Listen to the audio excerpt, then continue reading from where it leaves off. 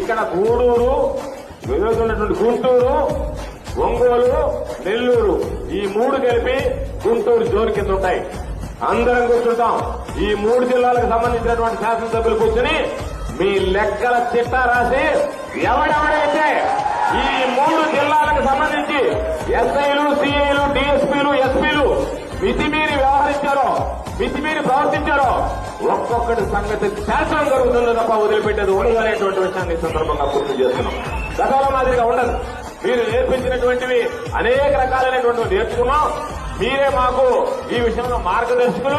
ఎందుకంటే అక్రమ కేసులు ఎట్టబెట్టాలనేటువంటి దాని మీద మీరు పెట్టినటువంటి అక్రమ కేసుల మీద విచారణ జరుగుతుంది. మీరు చేసినటువంటి అవినీతి పనుల మీద విచారణ జరుగుతుంది. ఎవరైతే అక్రమ కేసులు పెట్టించడంలో కానీ, అవినీతికి పాల్పడడం కానీ, మనకు సంబంధించినటువంటి నాయకుల్ని, కార్యకర్తల్ని ఇబ్బందులు పెట్టడంలో కానీ సూత్రధారులు, పాత్రధారులు ఎవరు కూడా తప్పించుకుని పోలేరనేటువంటి విషయాన్ని మీరు గుర్తుంచుకోండి అని చెప్పి మీకు ఈ సందర్భంగా తెలియజేస్తున్నాం.